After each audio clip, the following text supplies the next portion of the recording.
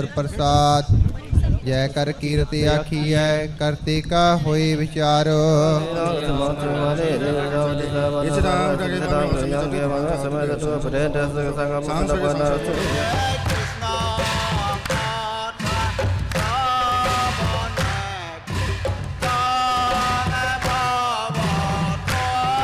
তেওঁ গীতেৰে কথা কৈছিল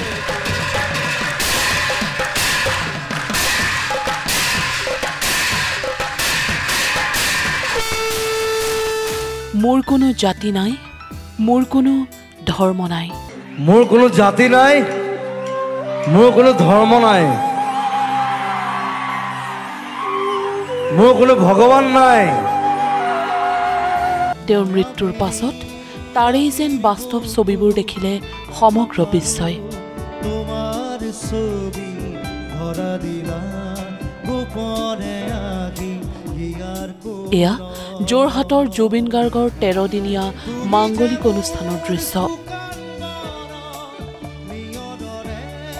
ৰাজহুৱা শ্ৰদ্ধাঞ্জলি আৰু মাংগলিক অনুষ্ঠানো লোকাৰণ্য হৈ পৰিল জাতি ধৰ্ম বৰ্ণ নিৰ্বিশেষে সকলোৱে ভাগ ললে প্ৰাণৰ শিল্পীৰ মাংগলিক কৰ্মত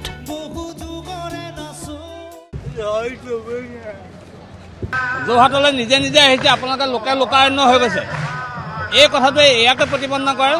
যে জুবিনৰ যিটো বিশালতা যিটো জুবিনৰ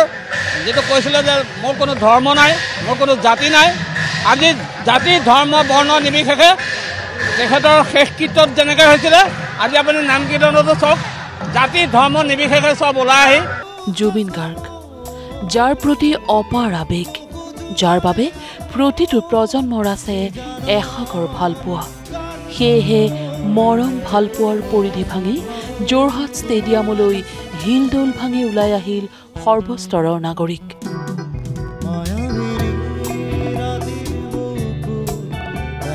কোনোবাই যদি হুইল চেয়াৰত বহি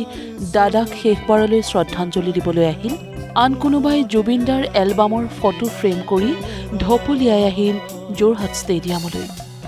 কাৰণ দাদাৰ প্ৰতি তেওঁলোকৰ আছে অপৰিসীম শ্ৰদ্ধা টোটাল 100টা এলবাম আছে কভাৰ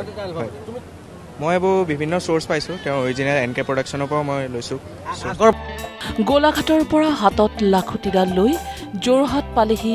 জুবিনৰ এইজন অশীতিপৰ অনুৰাগী গোলাঘাটৰ গণক পুখুৰীৰ পৰা গাড়ীৰে আৰু যোৰহাটৰ বৰুৱা চাৰিআলিৰ পৰা খোজকাঢ়ি ষ্টেডিয়ামৰ ভিৰ ফালি প্ৰিয় শিল্পীক শ্ৰদ্ধাঞ্জলি জনাবলৈ ককাই সৰ্বস্ব উজাৰি দিলে জুবিনৰ বাবে মোৰ এই কষ্ট তেনেই নগণ্য নিজৰ সন্তানৰ দৰে সি সদায় অসমবাসীৰ বুকুৱে বুকুৱে থাকি যাব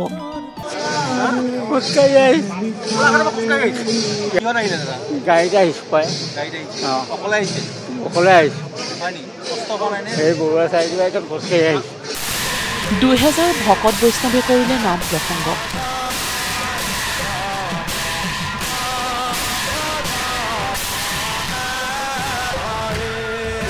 তিনিশৰো অধিক গায়ন বায়নে গণশিল্পীক শ্ৰদ্ধাঞ্জলি জনালে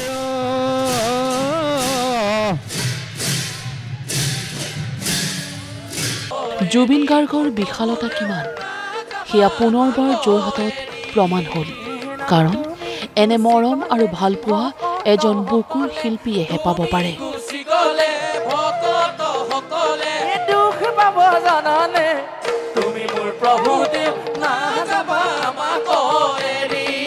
সঁচাকৈ এটা মহান আত্মা এটা পবিত্ৰ আত্মা তেখেতে হয়তো চাগে মনৰ ফালৰ পৰা অনুভৱ কৰিছিলে কিন্তু তেওঁ কেতিয়াও ভাবা নাছিলে এনেকুৱা ধৰণৰ এটা পৰিৱেশ আৰু তেখেত হয়তো সেইটো কাৰণে এনেকৈ গুচি পেলাম গোটেই অসমীয়া ৰাইজক একত্ৰিত কৰি থৈ গুচি গ'ল তেখেতৰ যি আজি আমাৰ যি ভস্ম ইয়াত আনিছে তেখেতৰ কাৰণে তাত চাকি দিছে এইটো এটা বহুত ডাঙৰ কথা মানে তেখেতৰ এতিয়া চিতা ভস্ম এটা মন্দিৰলৈ ৰূপান্তৰিত হৈছে জুবিন গাৰ্গ যিহেতু বিশাল সাগৰত তেখেত গৈছে বিশাল তেখেতৰ বিশালতা বিশালেই হৈ থাকিব এই জুবিনৰ যিটো আদ্যশ্ৰাদ্ধ আদ্যশ্ৰাদ্ধটো বিশালতাই পূৰ্ণ কৰি পেলাইছে আজি ৰাৱণ বধ হোৱাৰ দৰে অনুভৱ হৈছে আদ্যশ্ৰাদ্ধৰ মাংগলিক পৰ্ব চলি থাকোঁতেই দুটাকৈ ৰাৱণ গ্ৰেপ্তাৰ হ'ল শ্যাম কানু মহন্ত আৰু জুবিন গাৰ্গৰ মেনেজাৰ সিদ্ধাৰ্থ শৰ্মাক ৰাৱণ আখ্যা দি ভকত বৈষ্ণৱে ক'লে অসমৰ 3,50,00,000 লোকক এতিয়া ন্যায় লাগে। জুবিন গাৰ্গৰ অকাল ৰহস্যজনক মৃত্যুৰ ন্যায়। আজি এক পক্ষত চাবলৈ গ'লে ৰাৱণ বধৰ নিচিনা হৈছে। গুৱাহাটীত ৰাৱণ বধ হ'ব আৰু আমাৰ ইয়াত আজি আদ্য শ্ৰাদ্ধৰ যিখিনি কৰ্ম আমাৰ হিন্দু শাস্ত্ৰৰ ধৰ্ম মতে লোকেৰ আকৰ্ষণ্য হৈছে। গোটেই ষ্টেডিয়াম ভৰ্তি হৈ আছে, হাজাৰ হাজাৰ মানুহ আহি আছে। আচলতে জাষ্টিছ ফৰ জুবিন বুলি অসমৰ প্ৰায় 3.5 কোটি মানুহে কৈ আছে আৰু লগতে 5 বছৰীয়া শিশুটোৰ পৰা মোৰ ছোৱালীজনীৰ বয়স 6 বছৰ,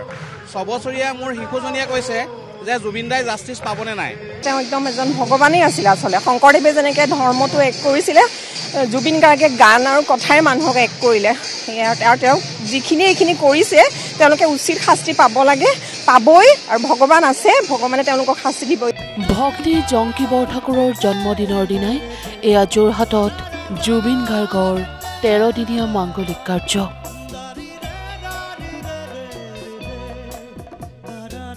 জুবিন গাৰ্গৰ বাবে ন্যায় বিচাৰি এয়া এতিয়া অসমত মিছন